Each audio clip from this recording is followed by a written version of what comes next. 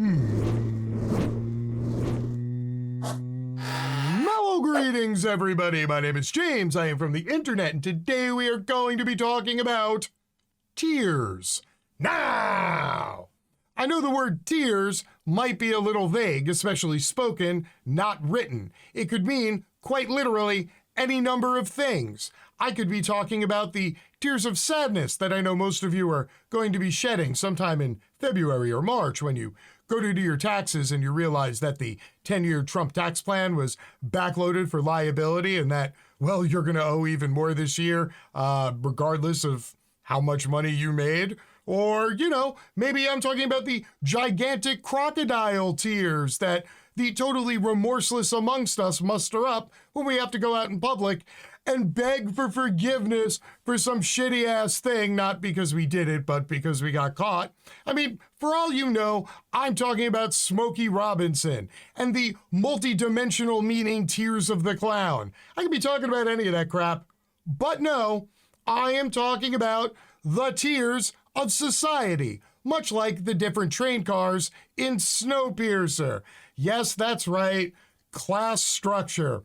I know it's such a thing, but I found 3 different stories in the news today. One pertaining to the very wealthy, one pertaining to the middle class, and of course, one pertaining to the majority of us, the plebes, the workers, the people who grind it out the hardest and have the least to show for it.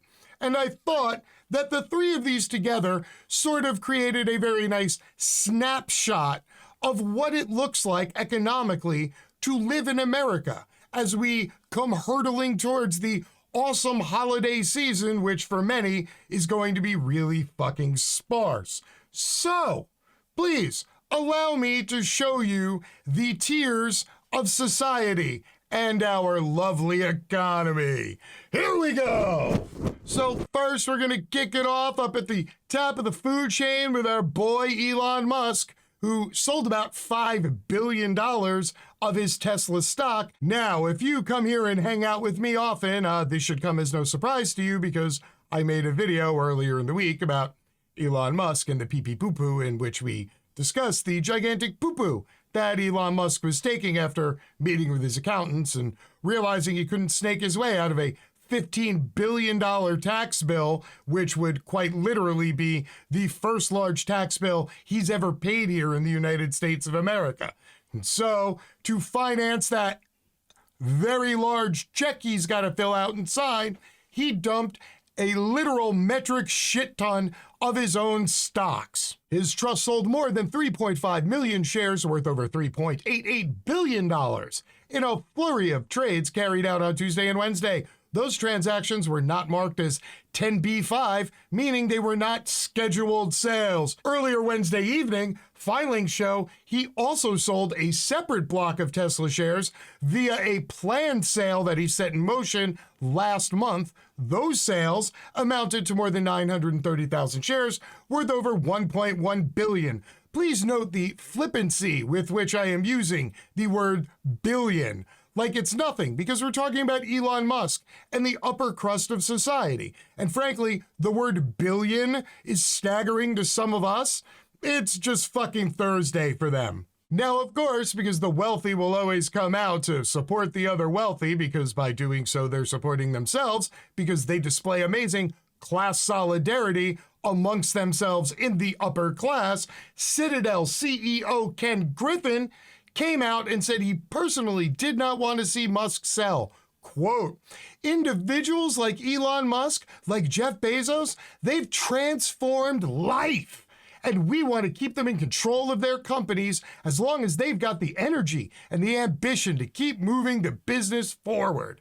Oh no, the concern here is that the great geniuses amongst us, the ones who live off of decades of government subsidies while they bleed out and hemorrhage fucking investor money, yeah, those people shouldn't be forced to pay taxes. Oh no, good Lord. They should just be able to control all the stock, all the company, and be worth as many billions of dollars as they want.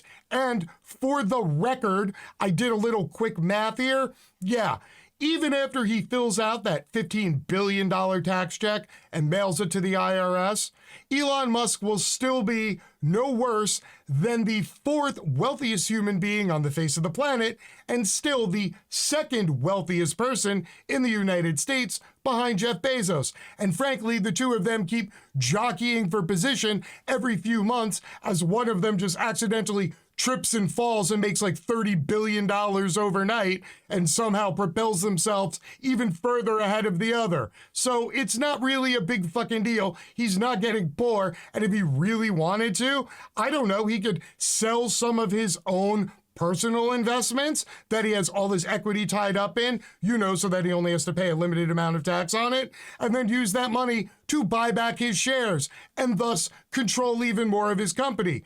But Elon Musk is concerned with this, baby. You're the one who's concerned with his power and his ability to ruthlessly control everything by owning the overwhelming majority of stocks in a publicly traded company.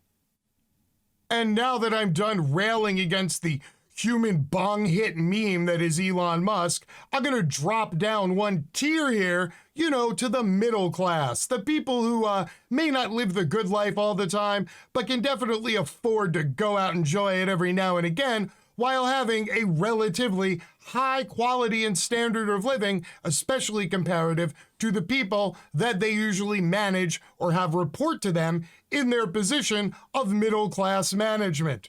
This is a good one, everybody. Your portion sizes may be getting smaller at Walt Disney World restaurants as the company looks to cut costs. What? You mean when I take my family of 3 and I go to Disney for a weekend and I spend, $4,000, now I'm gonna get less steak while I spend $4,000 to go hang out online out in the heat and ride like 4 rides all weekend? Oh, say it ain't so, big mouth. Say it ain't so. When asked about combating inflation during today's investor earnings call, Disney Chief Financial Officer Christine McCarthy had some interesting comments on steps the company may be taking. Quote, I was talking to our park senior team about things that we could do there. There are lots of things that are worth talking about.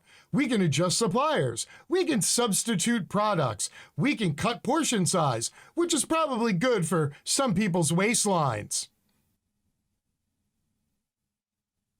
She said that during a shareholder call. Unironically, she wasn't memeing. Nobody asked her to say that. She just volunteered that shit. She literally came out and said that the people who come to our park were feeding them too well and we should give them crappier food in smaller portions because they're too fucking fat anyway. Just in case you were wondering how the wealthy view the middle class, all you middle class people who think that somehow you have one up on the rest of us and you're really close to that brass ring. Quick reminder here, middle class folks, the petite bourgeoisie, such as it is, you're a fuckload closer to being poor like us than you are being wealthy like them. Stop kissing their ass because they just think you're a bunch of ignorant fat slobs. And now, of course, I'm going to talk about us. The workers, the people who do the most and have the least. U.S. food banks struggle to feed hungry amid surging prices. The same surging prices that are going to cause Disney to only give their guests a 6-ounce filet instead of an 8-ounce filet for $69 without any sides. Yeah, that's right. You want mashed potatoes. You're paying a $14 extra charge. Just fucking deal with it. U.S. food banks, already dealing with increased demand from families sidelined by the pandemic, now face a new challenge. Surging food prices and supply chain issues walloping the nation. The higher costs and limited availability mean some families may get smaller servings or substitutions for staples, such as peanut butter, which some food banks are buying for nearly double what it cost 2 years ago. Quote, what happens when food prices go up is food insecurity for those who are experiencing it just gets worse. Now, I don't know how many of you have ever had to deal with food insecurity and not be 100% sure if you had enough food in the pantry for the week, for you, for your family. but it's a real thing that a lot of people experience. Food banks is where your neighbors go.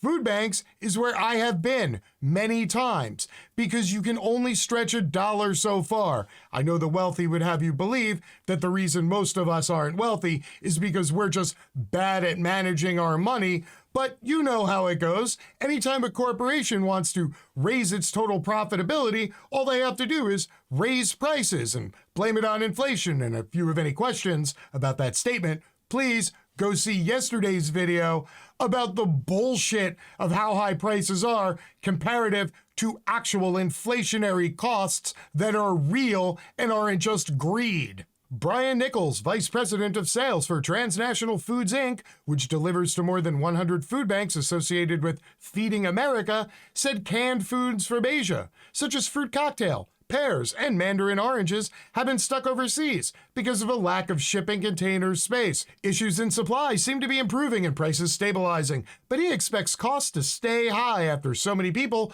got out of the shipping business during the pandemic.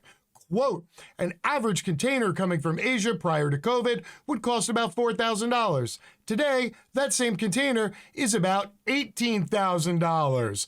Wow, it really seems like we would have been better off just, I don't know, growing and canning fruit here. Wild thought, huh? At the Care and Share Food Bank for Southern Colorado, CEO Lynn Telford says the cost for a truckload of peanut butter, 40,000 pounds of peanut butter, has soared 80% from June 2019 to now cost $51,000 as of August. Mac and cheese is up 19% from a year ago, and the wholesale cost of ground beef has increased 5% in just 3 months. They're spending more money to buy food to make up for waning donations, and there's less to choose from. The upcoming holidays worry her. For one thing, the donation cost to buy a frozen turkey has increased from $10 to $15 per bird. Quote, the other thing is we're not getting enough holiday food like stuffing and cranberry sauce, so we're having to supplement with other kinds of food, which you know makes us sad, said Telford, whose food bank fed more than 200,000 people last year, distributing 25 million pounds of food. So what does this mean for you, the average viewer at home, the fellow member of the working class?